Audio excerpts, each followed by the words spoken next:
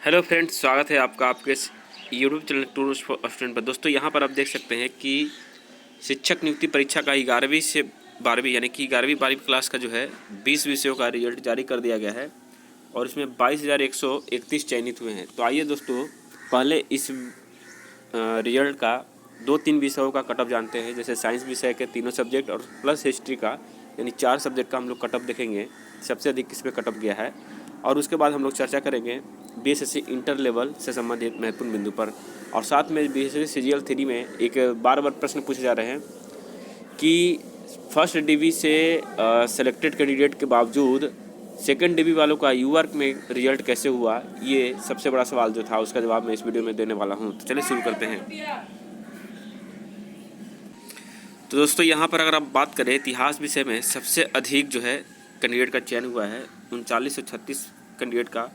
और बता दें दोस्तों यहाँ पर विषय वार सफल अभ्यर्थी की अगर बात करें तो अर्थशास्त्र में 770 कट ऑफ गया है 72। सबसे अधिक कट ऑफ अगर बात करें दोस्तों तो यहाँ पे मैथ में गया था, जो कि गणित का आप देख सकते हैं 11-12 वाले जो गणित है 93 कट ऑफ गए हैं। 1982 कैंडिडेट इसमें सफल हुए हैं।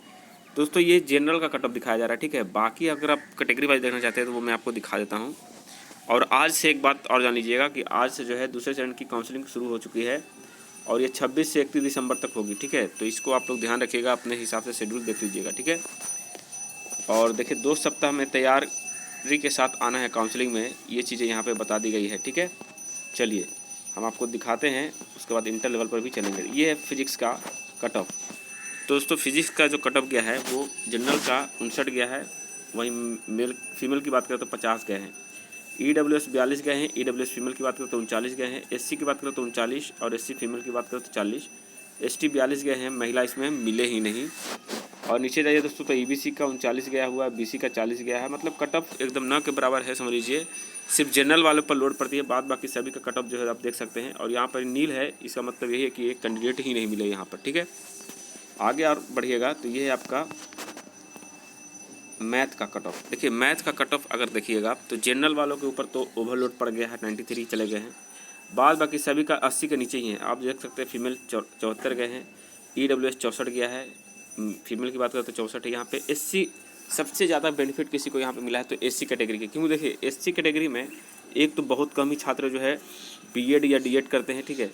ऊपर से इतना ऊँचा मतलब डिग्री ले करके तैयारी भी बहुत कम ही लोग कर पाते हैं SC कैटेगरी से। तो यही कारण है दोस्तों कि हर बार कट ऑफ इनका कम रहता है, 39 में इनका सिलेक्शन हो जा रहा है, ठीक है। वहीं EBC की बात करें तो 65 गए हैं और BC की बात करें तो 76 गए हैं, यानी कि 80 के नीचे बाकी सभी है, सिर्फ जनरल का 93 चला गया है, ठीक है। उसके बाद यहाँ आइएगा आप केमिस्ट्री की बात करें तो मात्र 46 गए हैं कट ऑफ अनरिजर्व कहीं। उसके बाद सभी का लगभग 40 के आसपास ही है, किसी का 40, 39, ये कट ऑफ है। एग्जैक्ट कट ऑफ यही है, बाकी कई सारे सीट नहीं मिले भी। यह है हिस्ट्री का कट ऑफ दोस्तों, जो जनरल का 71 गया है, बाद बाकी सभी 70 के नीचे है। 70 क्या 65 के नीचे है सभी, 62, 60, 39। SC ST की तो बल्ले बल्ले रहती है हमेशा ही, वो 39 से ऊपर जाते ही नहीं है। और यहाँ लगभग सभी का वही स्थिति है। चलिए अब हम बात करते हैं फाइनली BSSC इंटर लेवल और CGL 3 से संबंधित महत्वपूर्ण बिंदु पर। तो CGL 3 में एक जो सवाल आ रहा था कि DV1 जो हुआ था उसमें मलेरिया निरीक्षक में यूआर के कैटेगरी को क्यों नहीं भरा गया, जबकि DV2 से उस छात्र का यूआर से सिलेक्शन हो गया। तो दोस्तों यही सवाल आपको मैं पहले बता नहीं पाता इसका जवाब, लेकिन मैं बता दूँ इस बार। देखिए हुआ क्या दोस्तों, जो यूआर कैटेगरी से कैंडिडेट थे उनके जिनके भी अच्छे रैंक थे, अच्छे मार्क्स थे, उनका सिलेक्शन ऑलरेडी जो उनके पोस्ट हैं सचिवालय सहायक में उनका सिलेक्शन हो चुका था। मलेरिया निरीक्षक तक आते आते यूआर कैटेगरी की कैंडिडेट की संख्या कम हो गई थी और बाकी जो यूआर कैटेगरी के थे वो या तो BC वाले थे या फिर EBC वाले थे या फिर SC वाले थे, ठीक है। तो इनका रैंक तो था जनरल के बराबर, लेकिन इनका सिलेक्शन जो है PT में ही इनके कैटेगरी में हो गया था, यानी कि PT में ये यूआर से क्वालिफाई नहीं किए थे, तो यहाँ भी इनको यूआर बनाया नहीं गया, इनको कैटेगरी में रखा गया। और यही कारण है दोस्तों कि यूआर की सीटें खाली रही, तो सेकंड डिवी में बाकी लोगों से यूआर वाले जो छात्र हैं उनको लिया गया, या फिर यूआर से जो PT मेंस दोनों पास किए थे उनको भरा गया, ठीक है। और एक सवाल था कि जिनका इंग्लिश ऑनर्स है उनको भी ऑडिटर क्यों मिल गया, ये सवाल का जवाब मेरे पास भी नहीं है, ये BSSC जाने की क्यों मिला, ठीक है। तो आप उनसे संपर्क कर सकते हैं। अब हम बात करते हैं BSSC इंटर लेवल वाले छात्रों के लिए। तो दोस्तों आपका जैसा कि एग्ज़ाम जो है मार्च महीने में संभावित किया गया है, ठीक है। आपके पास लगभग 75 डे प्लस बचे हुए हैं। अगर आप चाहें तो ये 75 डे आराम से बिता सकते हैं बिना पढ़े लिखे भी, और अगर आप चाहें सिलेक्शन लेना चाहते हैं तो इसमें घोर परिश्रम कर सकते हैं। इसके लिए मैं कुछ टिप्स देना चाहूँगा जिसको आपको ध्यान से सुनने की ज़रूरत है। देखिए, बीएसएससी का आपके पास जो सिलेबस है, ठीक है, ये सिलेबस से बाहर नहीं जाती है। सिलेबस के अकॉर्डिंग प्रश्न आपसे पूछे जाएंगे। चाहे आप पीटी का एग्ज़ाम दिए हो, चाहे मेंस का एग्ज़ाम दिए हो, बीएसएससी का कितना भी पेपर आप दिए हो, उसमें आप देखिएगा इनका फिक्स एक रेशियो रहता है कि इसी से सवाल इतना सवाल जरूर आता है। जैसे कि मैं आपको एग्जाम्पल के तौर पर बता दूँ कि जैसे देश की राजधानी या फिर उसकी मुद्रा, इससे 2 सवाल इनका 100% आता ही आता है। एक मुद्रा से पूछ ले, एक उसकी राजधानी पूछ ले, या फिर दोनों राजधानी पूछ ले या दोनों मुद्रा पूछ ले, ये आएगा ही। लेकिन एक बात समझ लीजिएगा, इसमें सिर्फ एशिया का, यूरोप का नहीं पढ़ना है आपको। जितने भी महादेश है उन सभी महादेश के सभी देशों का, यानी 295 प्लस देश हैं, तो आप कम से कम तो 200 प्लस देशों के बारे में जानकारी ज़रूर रखें। और साथ ही एक टॉपिक आपको देता हूँ कि आपके भारत का जो मैप है, ठीक है, इसके आसपास जितने भी देश हैं, इनके पड़ोसी देश, इन सभी देशों के बारे में थोड़ी बहुत अच्छी नॉलेज ज़रूर रखिए, क्योंकि यहाँ से भी क्वेश्चन आते हैं। जैसे चीन के अंतिम वंश से संबंधित सवाल पूछे गए थे, चीन के प्रारंभिक वंश से भी पूछे जा सकते हैं।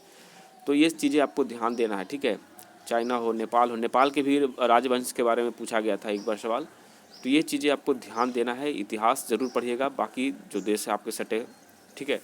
उसके बाद वर्ल्ड लेवल की अगर बात करें तो वर्ल्ड ज्योग्राफी से भी अच्छे खासे सवाल आते हैं। वर्ल्ड हिस्ट्री तक के सवाल चलाते हैं। तो वर्ल्ड हिस्ट्री की अगर बात करें दोस्तों, तो वर्ल्ड हिस्ट्री में आपको जो भी चाहे वो प्रथम विश्व युद्ध हो, सेकंड विश्व युद्ध हो, या फिर रूस की क्रांति हो, अमेरिका की क्रांति हो, ये चीज़ें आपको पढ़ने पड़ेंगे, ठीक है। 1-2 नंबर बढ़ाना है तो ये चीज़ें पढ़ना पड़ेगा। और साथ ही वर्ल्ड ज्योग्राफी की अगर बात करें तो इसमें कई सारे सवाल आपको आते हैं। जैसे कि अगर बात करें दोस्तों, तो सबसे पहले तो आपको ब्रह्मांड से सवाल ज़रूर आएंगे, 1 से 2 सवाल ज़रूर देखने को मिलेंगे, ठीक है। चाहे वो ग्रह से हो या फिर आपका अन्य चीज़ों से हो, लेकिन आएगा ही आएगा। उसके बाद आपको वर्ल्ड ज्योग्राफी में जो शांत जलधाराएँ हैं, गर्म जलधाराएँ हैं या फिर ठंडी जलधाराएँ हैं, उससे संबंधित सवाल आ सकते हैं।